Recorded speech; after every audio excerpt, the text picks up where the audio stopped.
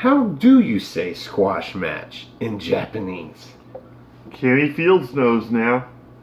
And after 6 long months, Keith Lee, Dominic Dijakovic, we finally get it. Totally worth it. Shayna Baszler makes a new friend, and the Undisputed Era get their second shot at destiny. Holy shitballs, Jerry. This is NXT.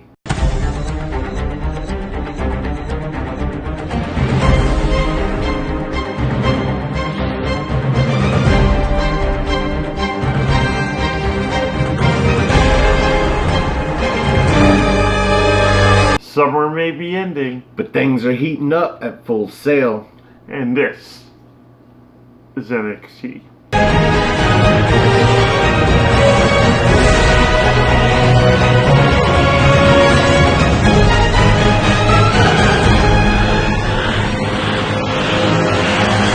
Welcome everybody to What's NXT for August 28th, 2019. I am your host, the Rated R reviewer, Stefan Osborne, joined as always by the General Jerry Slaughter. Good morning, wrestling fans.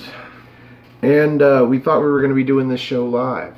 Yeah. Honestly, we did. Trolls, man. Last Fucking we trolls. checked, we were Seriously. back down to 99 viewers. So, Shame on you people. gotta respect the rules. Came Mhm. time to do the show and we were no longer at 100. Yep. But that's okay. We'll get there. Yeah. When you do it like this, you can edit out the mistakes. Somebody will eventually like us. Yeah, there you go. One more person, that's all we need. Mhm. That actually wants to stick around. So, this show was friggin' awesome. There's a point in this show that I didn't really even want to sit right here. I just want to put up one of our paintings and just put it right there. Just keep sitting in a recliner. Because I couldn't move my legs afterwards. This was a great show. I did not want to move out of my chair after this. There were a few, let's say, slow spots with these video packages. Of course, you know, they love their video packages and they are really good at them, but Of course. sometimes you just don't need it. But in this case, you kind of needed the breathers. Maybe. So we start our night with Io Shirai coming out to her brilliant new entrance, and she is facing a newcomer, Cammy Fields. Who knew how this was going to end? Yeah. Seriously. Same story, different night. Cammy Fields gets hit with a meteor in the corner, gets laid out for the moonsault. Shirai hits the moonsault, goes for the pinfall, but then pulls her out at the 3 count just to put her in that new submission that she calls, what's she call it? The Harajuku clutch. Which I can only think means just go to sleep or keep sleeping. One of the two. Don't wake up. Yeah, don't wake up. That'd be awesome. That would be a good name for a finisher. Yep. The Don't Wake Up. That's mine. Nobody take that. So, It'll be on next week's television. this was, classic squash, basically. Very quick. And the story is after the match where Io Shirai, this new full-blown heel Io Shirai, gets under the ring and goes for a kendo stick. Why do they just keep random kendo sticks under the ring? When there's no, crazy hardcore match or street fight or anything like that Or happening. kendo drums to be found. So she's going to go back in the ring and do some damage on Cammy.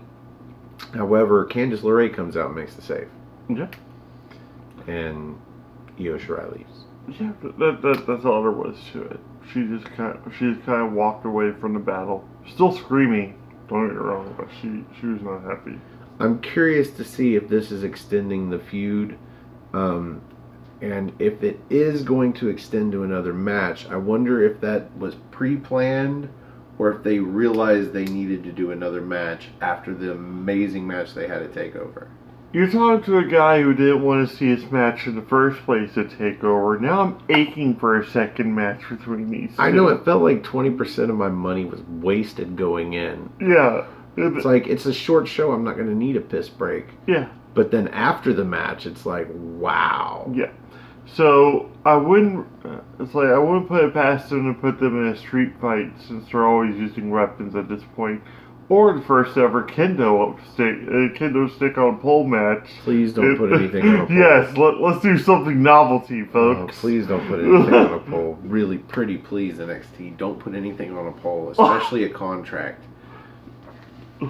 A contract you suspend from the ceiling. A contract from the ceiling, but kendo sticks or any other form of like weaponry like that always ends up on a pole. Brass knucks, pole. Cattle prod, pole. Judy Bagwell, pole. And about half of the Nitro girls. Yep. They ended up on a pole. So, we get some commercials or whatever, but we basically go right into our next match, and this is the one we've been waiting for half a fucking year. Yeah. Keith Lee and Dominik Dijakovic. And notice I no longer call him Dijakovic or Dijakoff. This guy has impressed me basically since the beginning. Yeah. His very first match, I was like, well, fuck, I'm going to have to stop making fun of his name now. Pretty much. And Keith Lee, I was anticipating his debut before his debut because I watch Wrestle Talk and they love the guy. And I'm like, well, he must be great. Turns out he really is great. And this match, we just got a taste of it. Just a taste of it on the first match. Mm-hmm. And we were supposed to get this match months ago. But shit happens. Like a week or two after that first match occurred, we were supposed to get the rematch. And then there's injuries. And torn meniscus. Yeah, torn meniscus by Dominik. Yeah. But wow, what a match. I have got a lot of notes. To be honest, we watched this show all the way through. And then I went back and watched this match again. I didn't take that. any notes. I just left like a third of my page here to do notes later. Because I was like, I just want to enjoy this. Mm-hmm. But there were a lot of spots where I should have paused the match and taken notes. But I didn't. So, it was one of those close your notebook and watch the match. It was very takeover worthy, is what. Oh my God, was it takeover worthy? But before I break down all of these notes, and I know a lot of you out there hate that, but trust me, if you didn't see the match, you're going to appreciate some of this. What were your thoughts? I was already psyched for this match, as you said, for about like 6 months now, and for it to finally get here, it was like Christmas. It was like Christmas morning. It's like riding downstairs, seeing your bicycle with a ribbon on it, but then see that other package off to the side, and you're like, oh, what the hell's that? Oh, what's that shiny gift over there? That was that match. That match was beautifully crafted. There was no rest holds to be found. No. It was two guys that cumulatively weigh like 600 or 700 pounds. Just no rest holds. Just laying it all out there, wrestling like guys that are 150, 175 pounds. This could have been a 205 live match. Well, that's not to say there weren't any slow spots. There were spots in the match where they were slow, very slow to get up. But two guys of this size, it's imaginable. Yeah, they had to breathe just for 5 seconds, and then they were right back into it. Good God, man, no kidding. Just paced from, not fast paced. Some of it was, but just paced from beginning to end. It rounded out very well. And even that just kind of gave it more anticipation in that way. Is the fact that like you're wondering, okay, what's he gonna throw at him next to try to keep him down? No kidding. So again, I took notes the second time around, so I got a lot of this. My first spot here is Lee with a double palm slap onto Dominik Dijakovic, who's tied up on the ropes. But then when Lee goes to follow up off of the, running off the ropes, Dijakovic hits that discus big boot and just lays Lee out. Lee gets the upper hand. He goes to smash Dijakovic's face into the turnbuckle. And there's just this spot where Dijakovic resists. He grabs the ropes. He's like, no, you're not going to do it. And Lee tries it again, and he's like, no, you're not going to do it. Battle of strength. And then Lee just, gets this look on his face. Lee turns Dijakovic's head towards him and looks at him, and he's like, you're going into the fucking turnbuckle. Wham! Pretty much, you're going to learn today. Yeah. And then he comes off with a slingshot crossbody for a near fall. And then he hits this lariat onto Dijakovic that turns a 6'7" dude, and they love saying this 6'7", but he is 6'7", 275 pounds. Turns him inside out. Yeah. And then they end up on the apron, and somehow Dijakovic runs at Lee, who picks him up single-handedly. And I called it a pancake bomb, but you could easily call it a one-handed sky high. Yeah. Onto the apron. Wow. But he goes out to get him because he doesn't want this to end up in a count-out like the first match did. And not today. Throws him back in the ring, but when he goes to get back in the ring, Dijakovic meets him, hits a couple of forearms, they don't take him out. Hits a kick, that doesn't take him out. Hits a super kick, knocks him off the apron, runs off the ropes, comes back and does what I would call a moonsault con hero. Yep. He turns around and does a moonsault, but uses the top rope to flip over, hits Lee, and lands on his feet on the fucking ramp. Yeah. The only other person I've seen do a somersault forwards or backwards over the top rope and land with their feet on the ramp is Ricochet. Yep. Nigel McGuinness tried to call it the Fosbury flop, which everybody knows, or most people know. He knows. I didn't know. Is a running shooting star press. So close, Nigel. Very close. So Dijakovic goes up to the top rope and he goes for what we can only assume was a Dragon Rana because he does a front flip. But Lee catches him and lifts him up like he's going to go for a power bomb. But then when he throws him, Dijakovic does a backflip and lands on all fours. And then gets up and, I don't know, he hits a throwing, he finally, okay, so he starts beating on Lee, gets him, and earlier in the match he had gone for a vertical suplex. Mm-hmm. He went for it 3 times and just couldn't get it until Lee pries his arm off. Just a battle of strengths throughout this match. He finally lifts him up and does that throwing suplex, where he just throws him a quarter of the way across the ring. And I think we saw him do that to him in the first match. Yeah. Still impressive, though.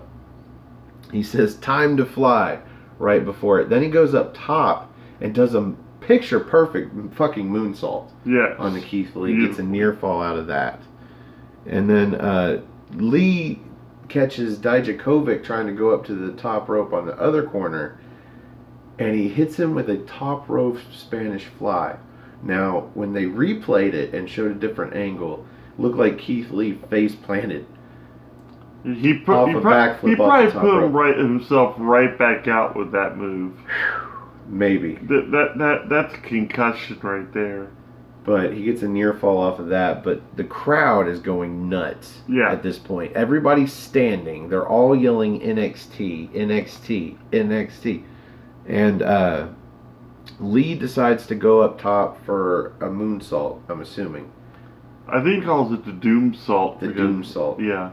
But Dijakovic follows him up. He gets knocked back down, but then he catches him when Lee hesitates to get to the top rope, and he kicks him off the top rope and crotches him on the top turnbuckle, and then pulls him off the top turnbuckle into no, it was a torture rack. Oh yeah, it's a torture rack. Doesn't take him far though, and throws him over, and he hits him with the Feast Your Eyes.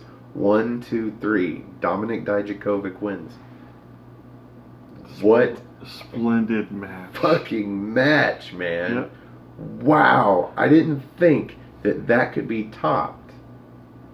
But I got news for you, folks. We're not yet to the main event. That was not the main event. We're not even halfway through the show at this point. After this, we get what they call a retrospective of Johnny Gargano. They say he's at a crossroads in his career. I've never seen that. Just throws together a lot of clips from it sort of had a storyline, like going with the chronological order of things, but then some of it didn't seem to really be of quality for, because my best example is they showed him and Tommaso Ciampa going into the tag team division and finally winning the titles as DIY, And then they showed him posing for the camera right before the spot where Ciampa turns on him and throws him into the LED board. They cut that spot. Mm-hmm. All you see is them turning around like anything could have happened. They Yeah. could have just been walking back. And I'm like, wow, this is going to be really selective about the retrospective of Johnny Gargano. It's And like it kinda was. it's like they completely cut out the whole like Johnny Badass segment where like he lost to Aleister Black. Like that part of history didn't They cut out happen. anything that made Johnny Gargano look bad. Yeah. They cut out all of his trials and tribulations. All they showed was his victories, and I'm like, okay. That's why it's such a short video. This sets up Shane Thorne to come out and interrupt the commentary and say that why are they even talking about Johnny Gargano? He's done. He's in the past, Yep. and Shane Thorne is the future. Mhm. I'm okay with that. Although if that's all you were doing this for was to boost Shane Thorne a little bit, the retrospective could have been a little shorter. Oh yeah. If you really weren't going to dig in there and give us a good retrospective, then it could have been a hell of a lot shorter than it was. But it also said maybe setting up for a match between him and Johnny Gargano. Well, up next we get more videos. This is a recap from last week of Shayna Baszler coming out with Duke and Shafir and offering to Mia Yim an opportunity for her to join her. And she doesn't just say no, she starts trying to fight against them. Well, this leads to a footage of Mia Yim trying to talk to William Regal outside, I guess on his way in. Yep, and Regal tells her, it's like, you had your chance, and you went after the two of them. What do you expect to happen? Yeah. He said she had her chance to get Baszler in the ring one-on-one and win the title, and she failed. And as for last week, yeah, she attacked, which one? I think it was Marina Shafir that had the arm in a sling. Duke. It was Jessamine Duke, okay. Yeah. So what did she expect? Yeah, so she is pissed. So this isn't the last that we're going to see of this. But it is not the last we're going to see of Shayna Baszler tonight. Yep, she makes her way down to the ring with Jessamine Duke and Marina Shafir in tow. Super confident, ready to talk. But she doesn't get any words out. Nope. Because me and Stefan get to hear one of the sweetest sounds ever. And that's the beginning of Rhea Ripley's music. Yeah, we I fanboyed out. I can admit we it. marked out. We totally did. Yeah, absolutely. That was so cool. I've been hoping for this for several months now. Yeah.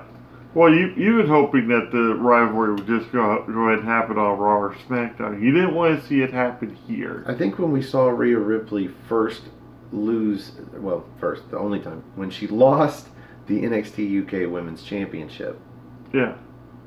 I think that was the point. I'm like, good, now she can come to NXT and challenge Shayna Baszler for the yeah. NXT Women's Championship. And people here said we are, we were folks. nuts. yeah, here we are, folks. This was awesome. Mhm. She comes out, she snatches the mic out of Shayna Baszler's hands and says, I know what you're going to say. You're going to say that you've beaten everybody in NXT. And Baszler kind of nods. Yeah. She says, but you haven't beaten me, bitch. And Yep. throws the mic down and just stares at her. And Baszler backs off Duke and Shafir. They all get out of the ring. The second she hit the ramp, you see a smirk come across her face. And the crowd was just eating it up. They were chanting her name. They were just so happy to have her there. We're happy to have her there. This is a match that we've been waiting for, and I think we're probably going to get it at War Games if they build it long enough. This doesn't seem like a match that they would want to have right now. Unless it's going to be like a main event on an NXT show. I don't know how long it is until our next NXT takeover, though. Oh, it's War Games. How many months is that? That's in November. So we're talking 3 about, months away. Yeah, 3 months away. Yeah, I don't think that this would have happened now if the match is going to happen in 3 months. Or it could happen at the first live NXT tape, NXT show. There you go. That's what you people need. You need that for like the first live show. Make that the main event. Speaking of NXT UK stars, we get a video promo for Pete Dunne, and this was unnecessary for those of us that watch NXT UK. Yeah. However, if you do not watch NXT UK, this was all right to kind of, I mean, other than what people have already seen. I mean, technically, you've seen a lot of Pete Dunne if you go back far enough. Yeah. He's pretty much just catching us up. Like, okay, I lost my belt. I would beat Velveteen Dream, like, for his belt, If not for Roderick Strong. Yeah. And then Velveteen Dream simultaneously hitting their finishing moves on me and pinning me 1, 2, 3 clean in the middle of the ring. Yeah. If not for that. Oh, yeah. So, after this, we get an announcement for next week, a match we didn't know about. And thank God I backed it up, because I went to go forward and this new fucking app, man, it hit that 4X. That 4X is doomed. That's going to send you to the end of the show. I caught it. Well, anyway, long story short, we've got Velveteen Dream, yes, the North American champion himself, versus Kona Reeves next week. And I'm looking forward to that, because I dig Kona Reeves. I know this puts me on a very short list of people that dig Kona Reeves, but I dig Kona Reeves. I like him. He's got the charisma and everything to him, but he's lacking something. That's why I say he should go ahead and be put into almost like a faction with Vanessa Bourne and Aaliyah, just kind of like causing havoc wherever they go. He is the finest, and they're the tops. Or this is also non-title. So I think this is where Roderick Strong strikes and makes a statement about wanting his rematch, so he can try to go after U.S. gold again, or North American gold on his own. Yeah, that's cool. I can totally buy that. So he attacks Kona Reeves and leaves him laying before the match. Shit. Maybe that'll happen. You never know. Maybe Kona Reeves will get taken out before the match, and he, just happens to be there. So that's next week. Also next week, they remind us that we do have Adam Cole defending the NXT Championship against Jordan Miles, who is cashing in his opportunity that he won during the Breakout Tournament. Winning the Breakout Tournament. Won 3 matches in a row. Gotta love him. That gets him an NXT Championship. But whatever. But he's going right for the belt. Something you said earlier. At least he went for the NXT champion and not for the North American title. Mm-hmm. That brings us to the main event. And we got a lot of time for this main event. Yep, about 18 minutes I think it was. We've got Kyle O'Reilly and Bobby Fish of the Undisputed Era. They are Red Dragon. Yep. Of course, they never say that on NXT TV. Man, I really look forward to the day when they can say that. So anyway, they are facing the Street Profits, that's Angelo Dawkins and Montez Ford, for the NXT Tag Team Championships. And this match was everything and a fucking bag of chips. Yes, it was. This was an awesome fucking match. I think there was a spot in this I was like, no way, no way, no way. And yeah. Yeah. So, I've got a lot of notes for this match too. Not quite as in depth as the Lee Dijakovic match. Well, that is to be expected. That match could have easily been the main event on a show, and we were actually very surprised that it got bumped to mid card in favor of this one. But at the same time, I can't be mad. Yeah, either of those matches could have ended this show, and I'd be happy. This one just. There's a lot of spots in this match that I could have written down, but it's stuff that we've covered before. Yeah. So it's stuff you should have seen them do prior. Before I break down my notes, what did you think about the main event, Jerry? I naturally loved it, because I also called this before the takeover. I said that Street Profits aren't going to lose the belts in Toronto. Those are first real, huge title defense. They had already showed their medal against the Forgotten Sons, Oney Lorcan, and Danny Burch. and then they got the match for the Undisputed Era at the show, but a little bit miscommunication with the tags, and that's what led to this match. But I think that set the tone for it was almost like the Undisputed Era kind of let it happen. That way they can get a better idea of who they're going against and what plan of attack to make. Because no, I think they would have won the titles at Toronto too if they could have. Yeah, but I think they knew where to attack on Montez Ford naturally his legs because you have to be able to ground the guy. Simple as that. They did damage on his left knee.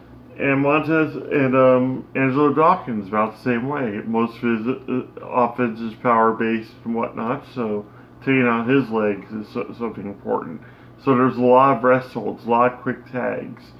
And yeah, unlike Lee versus Dijakovic, there were a lot of rest holds in this match, but you didn't really mind them too much. Yeah, because these two, like Bobby Fish and Kyle O'Reilly, are just notorious for having like submission backgrounds and mixed martial arts backgrounds. Let me say, my favorite mat wrestling of this entire match was when Angelo Dawkins got the hot tag. Yeah. And he comes in and he starts doing real Olympic wrestling takedowns and shit, and he makes them look legit. Like, he makes them look like they hurt.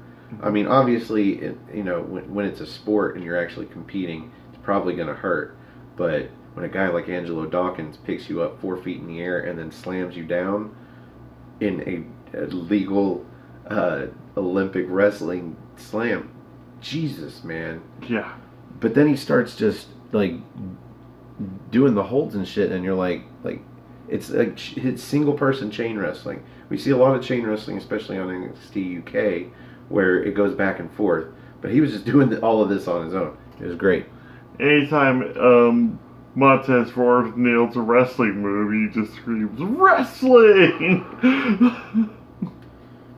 There was a point where we had this wicked drop kick by Montez Ford onto, I think it was Bobby Fish. I think he got more extension on that one than even Randy Orton does. Yeah, he's got to have the highest jump in anybody in the WWE. Got to. Yeah. What do they call that? There's a name for that.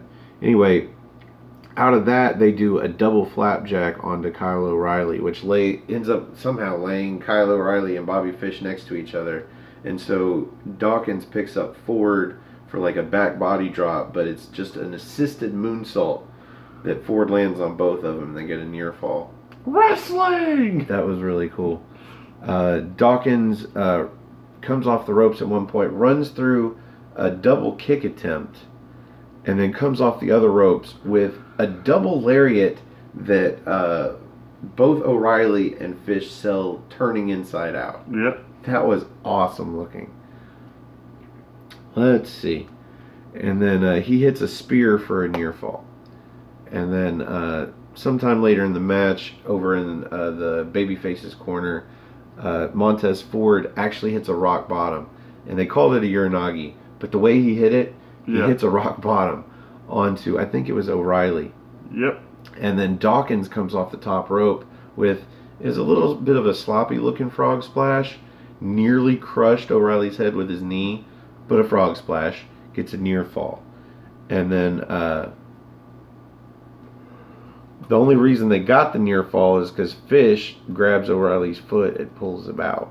They're making their way around the ring, and Ford goes on the offensive again. Well, they get back in the ring, and Dawkins hits a spear on O'Reilly, and Ford goes up top. So this is where they were planning on ending the match. He goes for a frog splash, but O'Reilly rolls out of the way. Meanwhile, Dawkins had gone for, a spear on Fish, who not only dodges it, but lands a knee right in Dawkins' face and just knocks him cuckoo. And you can tell because he's cross-eyed. I mean, he went cross-eyed.